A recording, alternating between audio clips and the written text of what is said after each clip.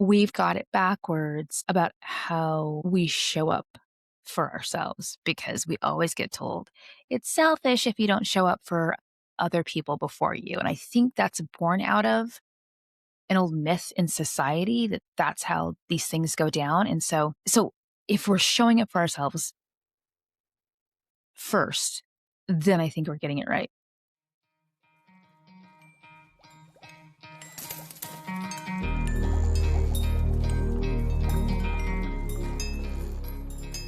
You know what? I'm so tired of trying to figure out why people give a fuck about things that matter so little. But maybe the bigger question is why I give as many fucks the way I do. I'm an outside the box kind of girl. Depth is so much more interesting than treading the surface. And I'm here to pull you along, kicking and screaming if I have to. Welcome to Alchemize Fucks Given, where we decide the economy of our fucks, stop wasting energy on what doesn't deserve it, and do the real work instead.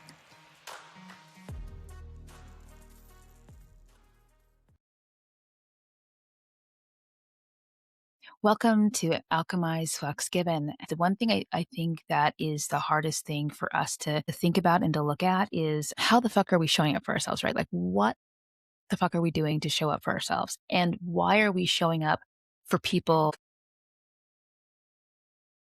who want for us to show up? So we're like showing up for ourselves less, and it's kind of become the norm. And then we're burnt out and we don't know what to do and we don't know how to do it. We don't know how to get anything done. And so that for me was kind of like, okay, so how do we recognize what it looks like when we're not showing up for ourselves? And I think most of us probably know because then we're burnt out and we're angry and we're doom scrolling. And it's like, how do we even begin to get anything done? Right. But I think the thing that I think tends to happen is we're starting from the outside first. So, like, everything we do is dependent on how people see us showing up for them, right? Not showing up for ourselves. It's almost like that's all we know. And things that I keep coming back to when I talk to anybody about any of this is that the thing that we're doing.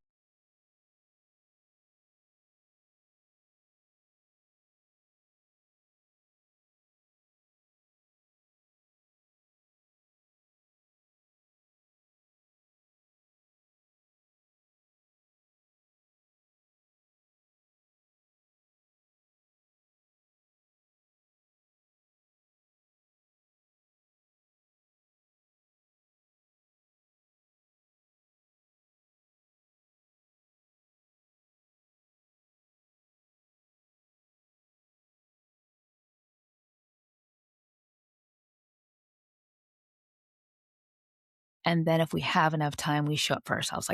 If you're a parent, this one is like a big one, especially if you're women. I'm not saying that men don't show up for their children too, because men show up for their children, but predominantly the people that are doing most of the showing up are the moms, right?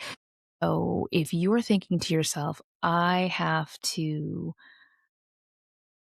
be there for my child first. So I guess if your child is a little kid, I mean, little baby, little toddler, little itty bitty, whatever this is, then yes, that is how you're supposed to be showing up. And then you do whatever you can to show up for yourselves. But I think there comes a point, especially for whoever is the predominant caregiver, which once again, it's typically women, we don't show up for ourselves. We're like this person, this thing, and then this, and then this, and then this, and then this. And this is how I'm going to continue to do this thing until I don't know how to do it anymore, I guess. I don't know. I'm confused. It's whatever, but not whatever. And then we guilt ourselves, we shame ourselves, we do all these things. And then we feel like, well, I don't know how to show up anymore and I'm burnt out. And then I doom scroll and I do whatever I can to not do things for myself.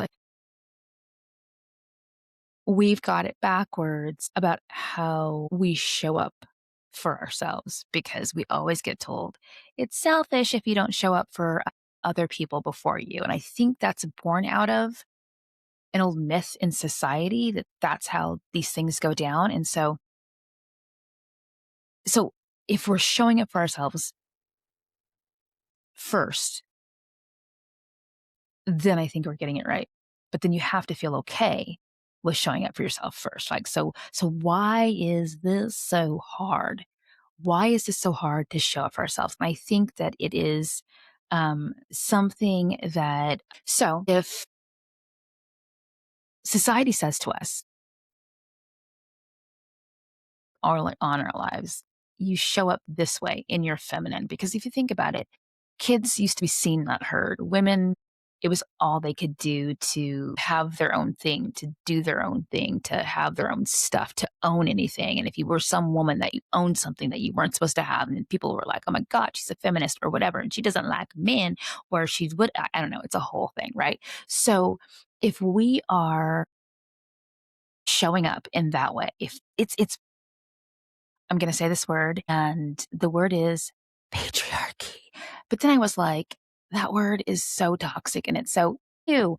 And people are like, why do you got to say that? And it's like, but the thing that I'm finding is that in the essence of standing in masculinity, and you can be masculine when you're a woman, you can be feminine when you are a man. Gender does not matter. We both have masculine and feminine contained within ourselves. Anyway, so I think the patriarchy of society said, well, children are to be put over here until they get to a certain age and they grow up and they become this thing and it's all they're worth looking at, worth talking to because now they're not so gushy, whatever. So you have that. So you do that whole thing. And then women are for only for a few uses. They're to birth the babies and do the things of that nature. But at the same time, they've got to do all these things and don't ever put yourself first. Right. And so I think that's the reason that we don't show up in a way that's good for us, that's conducive to us being in a healthy mental state, right? And so, like I said, right now we're in a place where we are living under this cloud of gross delusional masculinity here in America. Like I said, again, I think the rest of the world is picking up what unfortunately some of our leaders are putting down, but just know that is not who we are as a country. However, it's gross. It's gross. And so it's like, okay, so we seemed like we were getting so far, but then it's like, how the fuck did we get here? How did we get here? How did this happen that this is where we're at? Because it did seem like for a while here in America, we were walking back, right? And I will tell you that as a Gen Xer, like I said, today is my birthday. I'm not going to tell you guys how old I am, but I might slip it in at some point. And it, it, we we probably didn't understand that we took so much for granted, right? There's a lot of people who are like, I want to go back to the olden days, the olden times where it was good for mainly, I'm going to say it, cisgendered white men, people that were on the fringes, on the outskirts, on the those of us POC, people of color. I don't think you needed the actual definition of what are those what those words, all those letters stood for in those words, but it doesn't matter. I told you anyway. It's like we were bound to get back here. It was like a drip, drip, drip, like of a faucet, or like, when, I don't know, the toilet in the bathroom. Like, when the toilet in the bathroom just starts running, it makes that one noise. Like you flush it and it doesn't stop running and you have to go in there and you've got to jiggle the handle. You got to take off the lid. You got to yank the thingy up and down. I think we're in the yanking the thing up and down stage of where we're at and how we got here because we took so many things for granted. It's like I'm going to say this, and there's going to be people like, "Oh my God, why is she talking about this?" But you know what? It's my podcast. It's my ability to talk about this. So I'm going to talk about the way I liken it to my marriage. It's like, how did I get to the place that I finally was like, okay, you know what? I don't want to be here anymore. I want to be done. And it's like the drip, drip, drip of the faucet, right? I mean, how many times have you seen a faucet that drips and drips? And you can go over there and you can tighten the handles down, right, on the faucet. But then you find out, wait, I'm tightening these handles down and then still nothing is happening. The drip is still happening. And so you've got a couple options. You can continue to live with the drip, drip, drip, drip, drip, or you can fix it, right? You can get out your tools and you can fix it. Or like the toilet, you can get in there and you can tighten things down. And usually it's like the little ball that there's that little piece that goes down to the bottom. I can't remember what any of these names for any of these things are, but you know what I'm talking about. If you don't, open a toilet lid. So, um, I think that we got here because we don't understand we need to stop jiggling. We need to stop jiggling when it comes to how we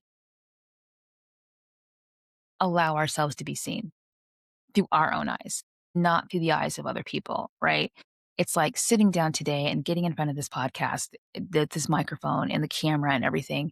I've been putting it off and putting it off and putting it off and putting it off. But then it was like, you know what, you are out here and you're helping people. Like I've got clients that I work with. And the thing that I find sometimes when I'm in session with the clients is it is a steady drip of the same thing, sometimes week after week. And it usually stems from not knowing how they got here. Like I'll have clients who'll be like, I'm back to square one. And I'll be like, you're not back to square one. You're actually, you're further along than you give yourself credit for. So we start here, right? And then we slide back and you go forward and then there's a few steps back. But I think there's a discomfort in being able to show up for ourselves. So I think that's the thing is that we're told by society everything that happens with you has to happen outside of you, right? It's got to be outside of you. And then you get confused when you need something back for yourself. When you're like, I need to figure out how I'm going to do this thing. How am I going to take care of me? But you don't know how to take care of you because it's not the way you're supposed to show up. And that's not okay if you show up for yourself first. You got to show up for others because if you show up for others, then everybody will like you and it'll all be okay because other people, and it's a whole thing. I think that we don't understand what it looks like to be all right. We all talk about wanting to be all right. We all talk about, um, I guess, being authentic in ourselves and just standing up and saying whatever we think. And I know I'm one of those people that tends to say whatever I think. I think that I mean, I had a recent conversation with somebody where there was this stuff going on and they weren't okay with it. And instead of feeling comfortable enough to say, listen, I'm sorry, but I'm not doing this anymore. However, this looks. This may look okay for you, and you may think that you've done something to get yourself to where you are, to be who you are. And it's going to sound really convoluted, but I'm going to keep going with it. But then it's not working for me. And I think that's the thing, right? When you are so busy stepping outside of yourself to show up for other people and it's not working for you, you don't feel okay with saying that out loud, whether to other people or to yourself. Like if you're a parent and your child is, I don't know, a teenager, unless they might be somebody who's on the spectrum, because I have somebody who's close to my heart. But even then, my friend who's got this child who's on the spectrum is still teaching this child how to be self sufficient and to do for himself because she's like, I need to do for me without stopping being there for this child, right?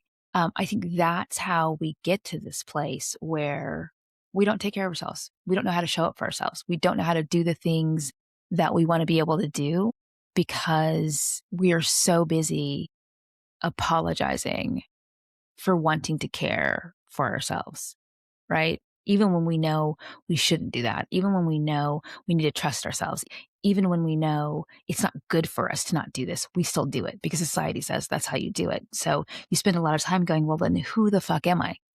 Who the fuck am I right now? And I think if ever there was a time where we don't have a fucking clue as to who the fuck we are, it's right now. There's just this shit right now.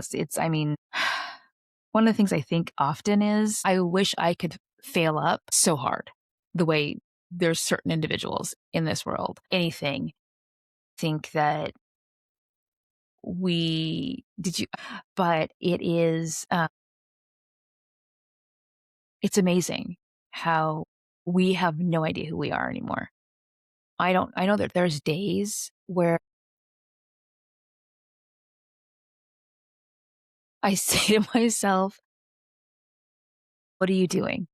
What are you doing? But there's this whole idea of meritocracy and or mediocrity. I think that I'm kind of conflating the two to be the same in a sense that when you're looking at other people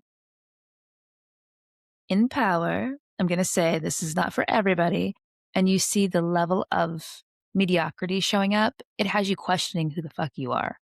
Who am I right now? I'm busy giving away all of this because that's what society says. I'm supposed to give all of this stuff away. And then I'm trying to figure out how the fuck did I get here? And I got here because I'm doing things outside of the way I want to do them for myself. Because if I don't do them this way, I can't show up for myself. Because if I do show up for myself, people are going to say you're selfish. And I'm like, well, fuck them if they think you're selfish. But then you wake up and you're like, in the midst of all this, your head is swimming, you're spinning, and you're like, who am I? Who am I? How do I show up? And how do I be okay when the word of the day is mediocrity, but I'm not mediocre. What does mediocre even mean? Less than. I didn't do a deep dive on mediocrity or anything like that because I was so busy doing a deep dive on patriarchy. It's amazing to me how much we live in a world where we're supposed to be okay with that. We're supposed to be okay with not showing up in a way that makes us feel good. We're not allowed to feel good. Well, we're allowed to feel good. If feeling good means we're scrolling and looking at things that don't really matter, as long as they make us feel good. And listen, I'm all for things that make me laugh because there's some things that I will get on Instagram and I will send them to my friends because they make me laugh. And I go down that rabbit hole and I look at these things and I send them to my friends because they're funny. Because to me, laughter is life, creativity is life. And there's very little, it feels like anymore, that can make us feel good. But I believe that what we can do right now, and it may seem hard, is we pour into ourselves. And what does that mean to pour into you? So do you get a pitcher of water and be like, gluggity, gluggity, glug? No. Or do you get a bottle of wine and go, gluggity, gluggity, glug? Maybe a little bit we do. But what that means is you find things that fill you up, that make you happy, that make you feel joyful. Like when I'm working with clients, sometimes I'll be like, oh, dance break time. I actually, during some sessions, sometimes we're going to pick a song. And for this next week, you're going to pick a point that you're just going to grab that music or grab that song and you're going to dance, whatever it is. I had one of my clients picked, it's Panic at the Disco, write songs, not tragedies. And trust me, that song is stuck in the back of my head because my children growing up played it all the time. But I found myself just the other day. Listen, I was up, I needed to go, and I had somewhere I had to be, but I knew I had a bit of a window, and I spent easily a half an hour just dancing to whatever music came on. And I got a mixture of stuff from Bad Bunny to Missy Elliott to Cher to Duran Duran. I listen to everything. Eminem, you name it, I listen to it. If it makes me happy, nobody gets to tell me it does not matter. I'm going to listen to something and I'm going to sing and I'm going to dance and I'm going to move my body in a somatic manner, which somatic is it's this body movement, things like just shaking yourself to make myself happy. And I think that is a way that I can pour into myself.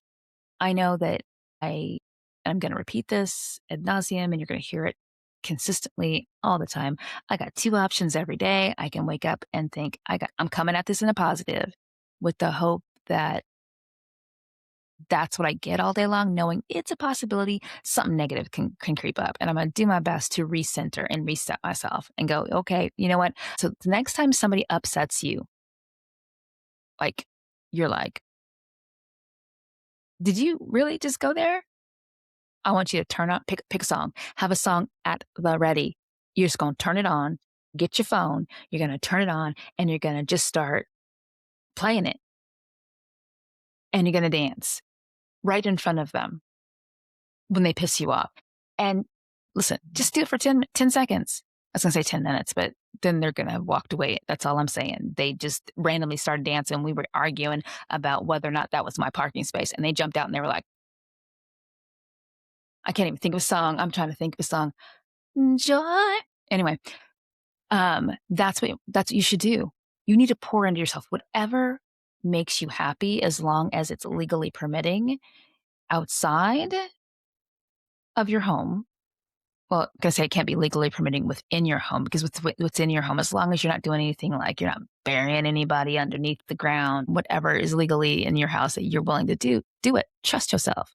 Trust yourself, right? So I think that's what you fucking do right now. So if you're trying to figure out why the fuck am I okay with showing up less for myself than I am others, is it because you're so busy thinking about what's happening outside you versus what's happening inside you?